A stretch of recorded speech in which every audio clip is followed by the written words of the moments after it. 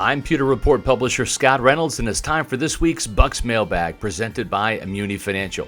This week's questions are about Ryan Neal and what position he'll play in Tampa Bay. Can Neal and Antoine Winfield Jr. become the league's best safety tandem?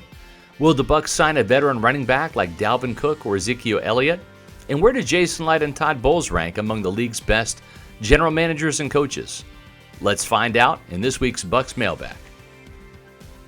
Question number 1. Where do you think Ryan Neal fits in? He played all over, but mostly as a box safety in Seattle, which makes sense for the Bucs. Here's my answer. The Bucs will look to play Ryan Neal at strong safety in his first season in Tampa Bay. With his 6'3", 200-pound frame, Neal is a big safety and a hard hitter. His size is somewhere in between Jordan Whitehead and Keanu Neal, and that's ideal for Todd Bowles' scheme, which likes to have an enforcer type at strong safety. But Neal is also rangy enough to play some at free safety. Because the Bucs play more cover 3 instead of cover 2, they typically deploy a single high safety. That will usually be Antoine Winfield Jr. because Todd Bowles wants to use his vision and ball skills as a center fielder more this year and create more interceptions. However, Winfield is also one of the best blitzing defensive backs in the league, and he recorded a career-high 4 sacks last season. That means that Neal will also have to move back and play some single high safety when Winfield is moved in position to blitz from the box or the slot. Neal earned an 85.7 pass coverage grade last year from Pro Football Focus and has 3 interceptions and 16 passes broken up in his career, including 8 last season. He's more than capable of making plays and coverage down the field, making him a dual threat at safety. But he does his best work in the box, and that's where he'll be used the most. Question number 2. If Antoine Winfield Jr. plays at a Pro Bowl level at free safety, and Ryan Neal plays as well as he did last year in Seattle, do the Bucs have the best pair of safeties in the league? Here's my answer. It's really early to make that assumption. Antoine Winfield Jr. had a very good rookie season in 2020, helping the Bucs win Super Bowl 55. Then he followed that up with a truly remarkable Pro Bowl season in 2021 as he earned an 86.1 grade from Pro Football Focus. Last year was a solid year for Winfield, but he played a great deal of nickelback in the slot and didn't make as many plays on the ball as a result. He's still regarded as one of the league's best up-and-coming safeties, though.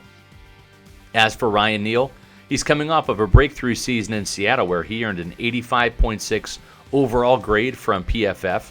He's shown the ability to be a do-it-all safety, capable of stuffing the run, making plays in coverage, and also blitzing from the slot.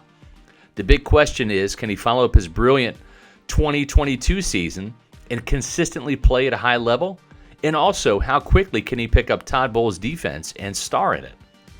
If Winfield can have another 2021 caliber season in 2023, and if Neal can repeat last year's season this year, then it's not out of the question for this dynamic duo to be considered one of the league's best. Staying healthy and playing in all 17 games will be paramount for both players. Neal missed 3 games last year, and Winfield missed 4. But objectively speaking, Buffalo's Jordan Poyer and Micah Hyde might be the league's best safety duo, followed by Tennessee's Kevin Byard and Amani Hooker. Winfield and Neal have the chance to be the best in the NFC, though.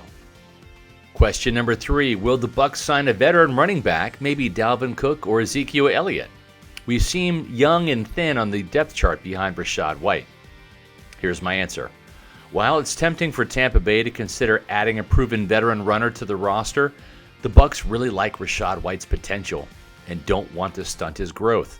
Former offensive coordinator Byron Leftwich liked to lean on veterans as opposed to rookies. That's why we saw more of, and probably too much, Leonard Fournette and not enough White last year. It was the same thing with Cam Brate and Cade Otton at tight end with Leftwich last season. So White will get the first crack at the starting running back job under new offensive coordinator Dave Canales, who loves White's skill set. Remember, White's only 100-yard game last year came against Canales' Seahawks team last year in Germany.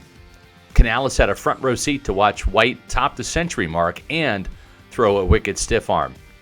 And the Bucs did sign a veteran in Chase Edmonds, who will compete with Keyshawn Vaughn for the backup job. Edmonds is a quick, slashing runner who is a good scheme fit for Canales' mid-zone and wide-zone scheme. While Dalvin Cook would also be a great fit in Tampa Bay, the Bucs simply can't afford him. The recently released Cook, who is scheduled to make $10.4 million in Minnesota, will command north of $7 million from some team, possibly Miami. Ezekiel Elliott would have to have his price tag come down to the $1 million range so the Bucs could afford him. But even if it did, I think the Bucs would rather see what their young stable of backs can do this season. Vaughn is in a contract year, and Edmonds signed a one-year deal. Both will be plenty motivated to make the most of their opportunities. The real wild card is undrafted free agent Sean Tucker. The former Syracuse back went undrafted because of a heart condition that was detected at the NFL scouting combine. That condition is clearing up, and he should be medically cleared to practice by or during training camp. Tucker's running style is a great scheme fit, and the Bucs feel he and White could develop into a 1-2 punch for years to come in Tampa Bay.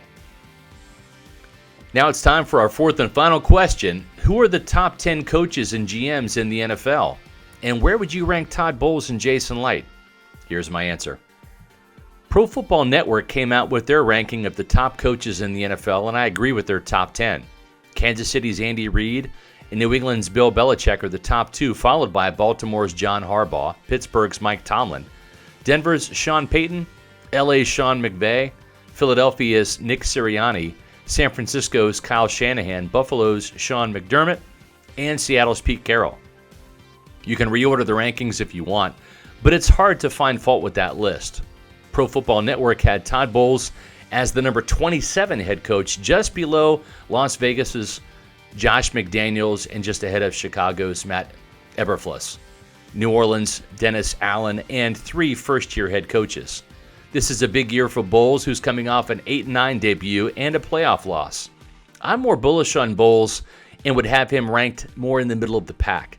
The recent hire of unproven offensive coordinator Dave Canales will be the sink-or-swim move for Bowles and the Bucs this offseason. As for general manager Jason Licht, he ranks significantly higher than Bowles. According to Pro Football Network's rankings, Licht came in at number 6 on the GM list. He was just behind Philadelphia's Howie Roseman, Kansas City's Brett Veach, Buffalo's Brandon Beane, Baltimore's Eric DeCosta, and LA's Les Snead. I think Licht has proven to be a top 5 general manager in the league with a Super Bowl victory and back-to-back division championships to show for it over the last 3 years. NFL.com's Greg Rosenthal had Licht significantly lower at number 17, and I think that's way off base. Thanks for watching this week's Bucs Mailbag, and make sure you visit pewterreport.com for the latest Bucs news, and follow Pewter Report on Twitter, Facebook, and Instagram, and that you like this video and subscribe to our YouTube channel, Pewter Report TV, for more great Bucs video content.